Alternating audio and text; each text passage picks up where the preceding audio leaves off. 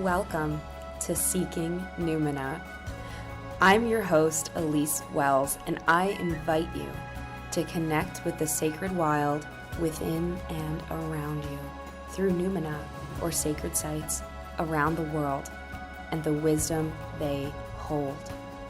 Together, let's remember the old ways, build relationships with land spirits, and dare to reach out to the fairies. The sacred wild is inviting you to dance in the moonlight. Will you answer their call? Welcome to Seeking Numina.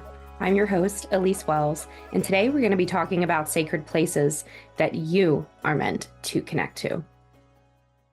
So often when people think about visiting sacred lands, they specifically think about ancestral connection. They think about who they are descended from. Usually they're first thinking of bloodline and the heritage that can be connected to by visiting the ancestral lands, the places that they are from. But today I'm going to challenge you to think deeper about where you're from. Quite often, people who are descended from immigrants are wary of considering themselves from the place that they live. And I'm going to suggest to you today that this is actually an expression of trauma. It's an expression of the way we are taught as immigrants that we are other. And so when we come to a place that, even if it was generations ago that we immigrated, there is a resistance in our epigenetics, in our genetic code, and that ancestral line to really allowing ourselves to integrate there. And I speak to this from honestly, from both types of immigrant you could be. So on one hand, my mother's family has been in the United States since 1604. And not only that, but they've been in Virginia, on their land in Virginia, the same farm since that time. They've only lost acreage over the years, but they're still on that same land. They used to farm tobacco. Now they farm cattle. So they've always been there. They were always pretty low income generally, but they've always been farming this land. So that connection to that space there has been pretty strong. And that is where my mom's family is from. Now, of course, they were immigrants coming from England 400 years ago, but they were immigrants a long time ago. On my dad's side, he is a first generation immigrant. He's not even like born and raised in the US. Like I guess, the first generation. He's the one fresh off the boat, as they say. So my mom and him were actually pen pals growing up. There was this TV show in the 70s called The Big Blue Marble, like the Earth, and you would write in and send your name and address, and they would set you up with somebody to be your pen pal. They were like 12 and 13 when they started this, and they were pen pals all the way through my mom being in university. And then when she graduated, she'd saved up money so she could visit him in Greece. They met, fell in love, got engaged, and she ended up staying, and they lived in Greece for the first year of their marriage before they returned to the US to start a family. So my dad is the opposite. And not only is my dad an immigrant to the United States, but he was a refugee for most of his life. His mom was a refugee most of her life. And that was from conflicts, so my family's Greek Egyptian. So they're a diaspora of Greece living in Egypt and a diaspora of Egypt living in Greece, and at the same time. And the people in this diaspora are equally both, and they're Christians historically, because that's another piece of the refugee trauma, really, is that in Egypt, Christians, it's getting better now, but historically, Christians are not really welcomed, despite Coptic Christianity being the first Christianity, the oldest form of Christianity practiced in the globe, and having started there. So there's a lot of animosity against Christians in Egypt. In fact, when my dad was growing up, you used to have a tattoo of a cross on your wrist so that you could be legally discriminated against by people. So he went through that experience. His mom was a refugee, so they lived in the Middle East for work, and then Egypt had no opportunity when my grandmother was raising her children.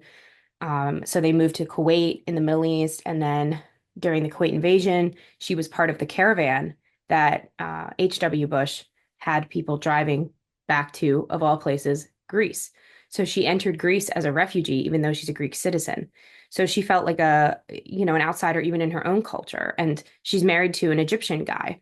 And so he doesn't speak Greek. And so even though she lives in Greece now, she's retired, there's still that level of like disconnect from the land for her. And of course, this is a totally different topic, but in Greece, most people are unable to live in their family villages because there's no infrastructure and jobs. So they end up living in Athens, which is a big, big, big city. So for the most part, people like my grandmother, even if they wanted to live in the family village, they couldn't. They're essentially refugees in their own country. So all that to say, there's a lot of reasons why people aren't from the place that they live. Even on a very simple scale, we move for work all the time. We commute sometimes an hour and a half to work in this country and in the United States specifically, I'm thinking of. And that commute takes us a significant amount of our time away from the place that we actually live.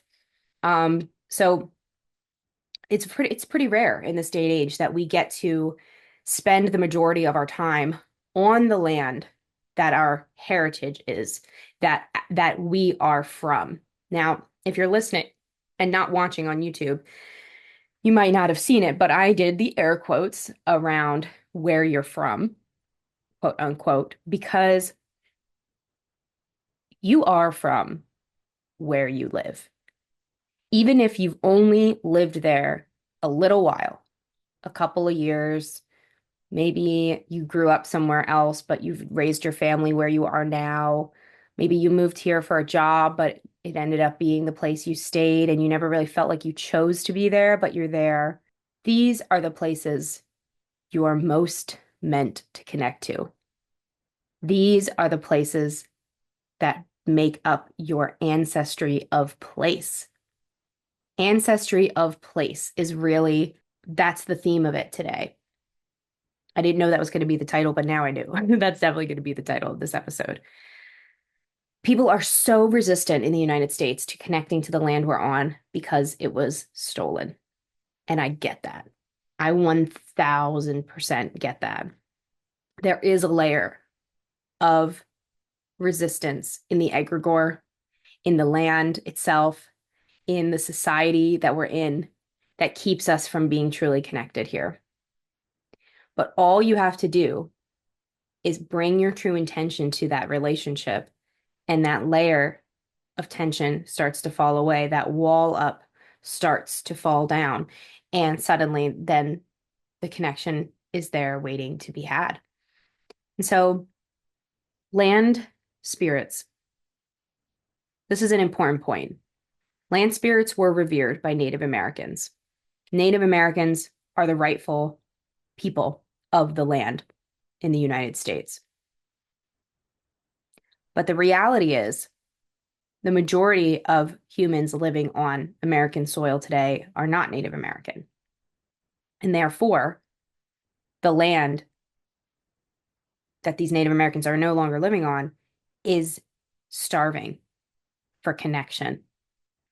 That land is starving to be seen, recognized, honored, and in relationship with the people that live on it. The land doesn't understand genetics, doesn't understand politics, doesn't follow war. It wants human connection.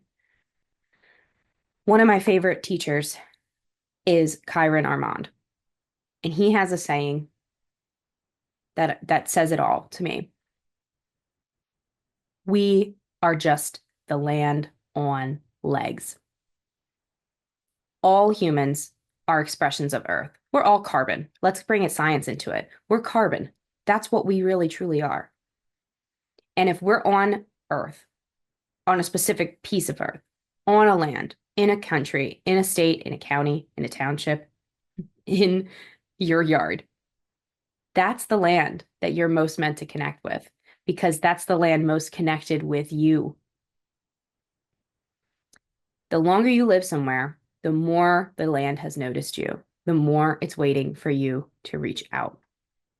And so when people ask me what the most important sacred places are to connect to, the answer is always the ones in your backyard. And what defines a sacred place? It doesn't have to be on a UNESCO website. It doesn't have to be um, recognized by Native peoples as a sacred place. That's a big one. People are always concerned, is it disrespectful to visit a Native American sacred site as a non-Native American? It's about what you bring to the place. I'm not Irish, but I can go to Bridget's Well in Ireland and have a beautiful experience and feel very welcome. You're not Greek, perhaps, but you are more than welcome to come and connect to the sacred sites that we have here in the United States. When we bring reverence, we bring offerings, we bring love, openness, and most importantly, an acknowledgement that this is Native American sacred places. These are places that are safe for you to visit, that are welcome for you to visit. How many people who aren't respecting that land are visiting anyway? When you visit there as the person who does have that love and respect for it, that reverence, that sadness for what's been lost for that place, the connection that's been lost with the native peoples that revered it. The land feels that, and the land responds. I was gonna say enjoys it, but that's different. It's not a happiness. It's definitely it feels seen. The land will feel seen and will feel happy, I guess. Maybe that is the right word. And it'll have a lighter feeling to it. But sacred places can simply be the woods near your house. It can be while you're out in those woods, you come across this grove of trees that just stops. There's just open meadow in the middle, and it gives you a special feeling. It can be a boulder that you find in the park near your house. It could be a certain tree. It could be a cemetery. I've shared this before, but when I lived in Baltimore, the sacred place that I communed with was a cemetery, and it was surrounded by swamp. So to me, and the swampy parts were not, no one was buried there. So I would go out in drier days and walk into the swamp and like kind of be a part of that environment. I guess wetlands is a better word. It wasn't like a swamp bog type situation. It was like a wetlands. Like it would just be passable sometimes and less passable other times. There was also a little creek that had daffodils growing alongside it, and there was a duck pond with swans. So I would connect to the land at this place, and it was a very sacred place for me. It was even called Druid Hill Park. Um, so that was very special to me as well because the Druids have been such teachers in my life. So a sacred place is personal, and it is the best ones to connect to are the ones near your house, the ones that are most accessible to you because of your proximity to them and because that's where the land will know you. For me, Druid Hill was um maybe 4-minute drive from my house. So I felt like the land spirit of the apartment building I lived in was a similar one. Like they felt connected.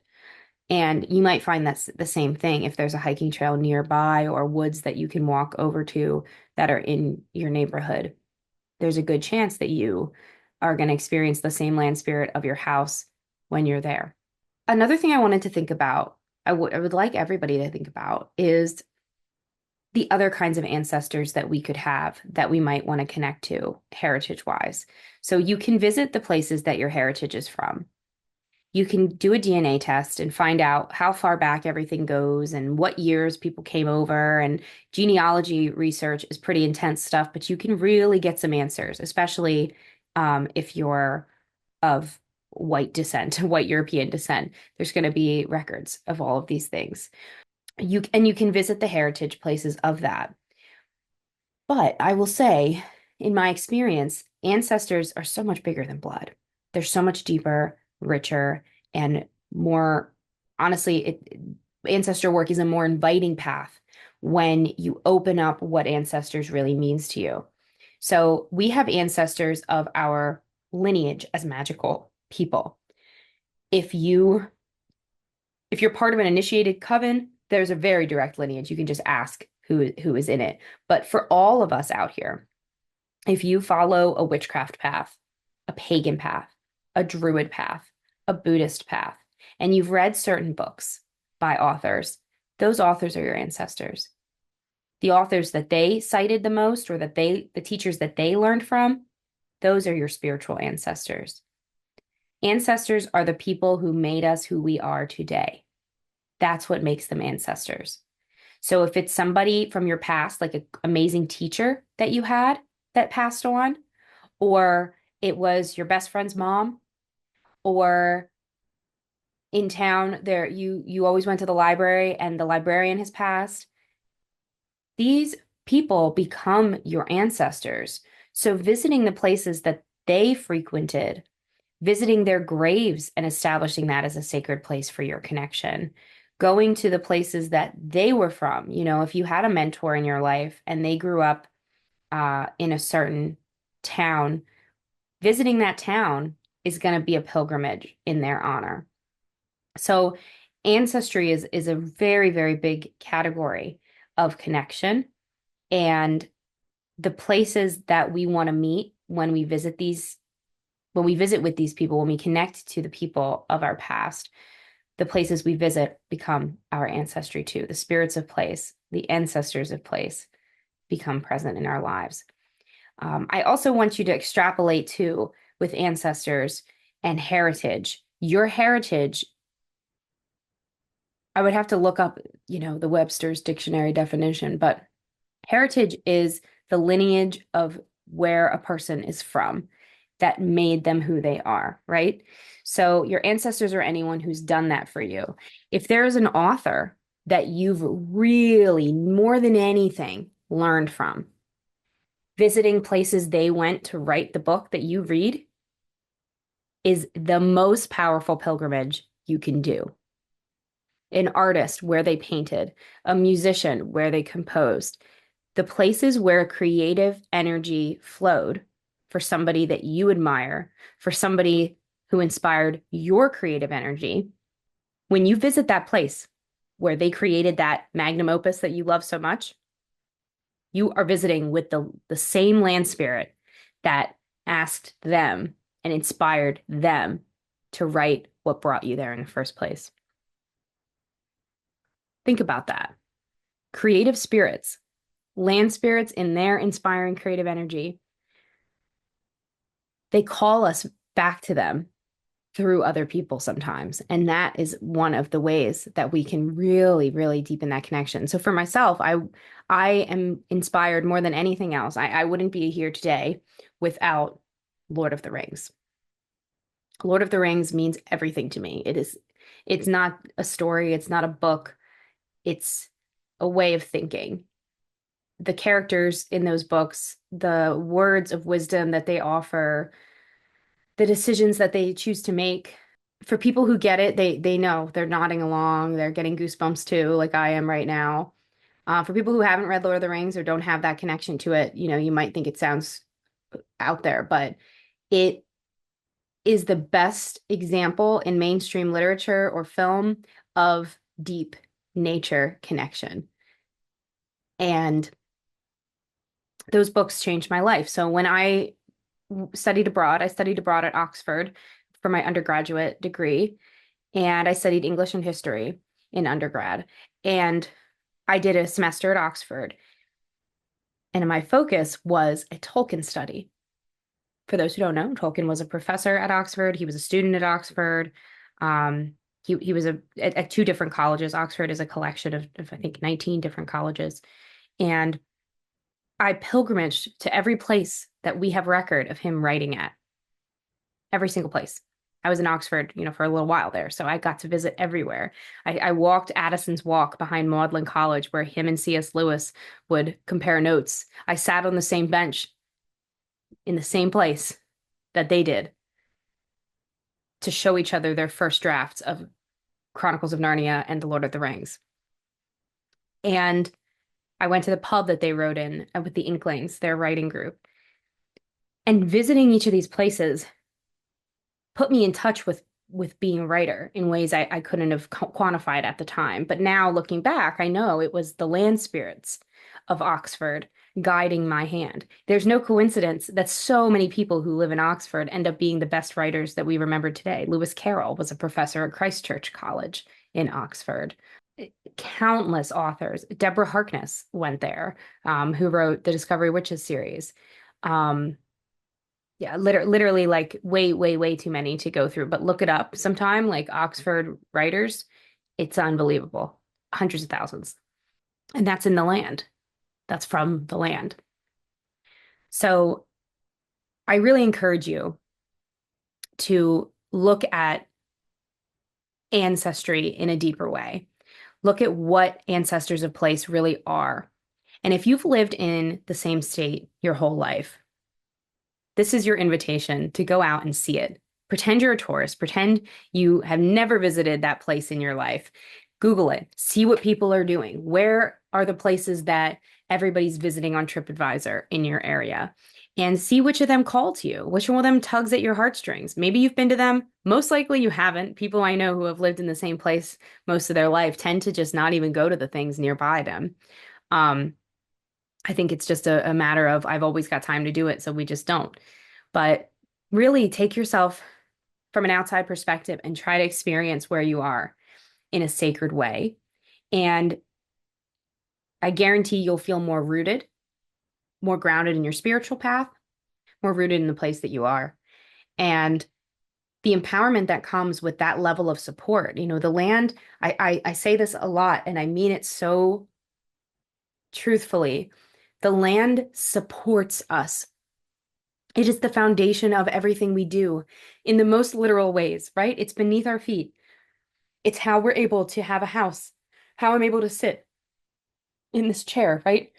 But it supports us emotionally too. It supports us creatively, especially. It supports us in all the ways that, when we talk about like getting into the spirit of things and having inspiration and hoping that something will feel right. And all these things start at the land. The land is right there waiting to guide you and support you in what you do. So the more you go out to meet the land, the more you introduce yourself, the more you express yourself in land, in places in your area, and the more you get to know, kind of the grid of land spirits to be experienced in the place that you live, the better grounded you're going to be. And the same goes for as you expand out. If you do visit your ancestral lands, if you do connect more deeply to the places where the mentors in your life wrote or existed and got their inspiration, these become part of that grid. Land is connected, whether we call it ley lines or something else. Land is connected by vortexes of energy under this earth. And when we start local and we start small, we let ourselves sort of reach out into the places around us. And then we start traveling further. You go to England and you see where Jane Austen lived and wrote, for example. You start to recognize actually that ley line does connect to, Vermont, where you live. So there really is a deep grid-like connection that starts to expand the more you connect at sacred sites. And starting with the ones at home is going to really help you have a deeper connection. Imagine that. You build your connection to the places you're in so strongly that when you visit the place your ancestors emigrated from, you can feel the place that you lived in, that you live in now, from the place that you used to live in. And vice versa. You deepen your connection to your ancestors by having a connection to the place you're in now. And let me know in the comments, let me know in the emails. You can email me, Elyse at seekingnumina.com. I'd love to read out on the show if you have a special sacred place near your house that you've connected to. Especially if it's unnamed, if it's a total random special thing that you found. I would love, love, love to hear your stories of connecting to local sacred places. And until then, thank you for seeking Numina with me. I'm Elyse Wells. Have an absolutely beautiful, blessed day. Thank you for seeking Numina with me today. Join me at patreon.com/Elyse Wells to support this show and get access to a library of rituals, exclusive videos, meditations, and more. To learn more about my upcoming retreats, book a tarot reading, or learn with me in workshops, classes, or mentorship, visit seekingnumina.com.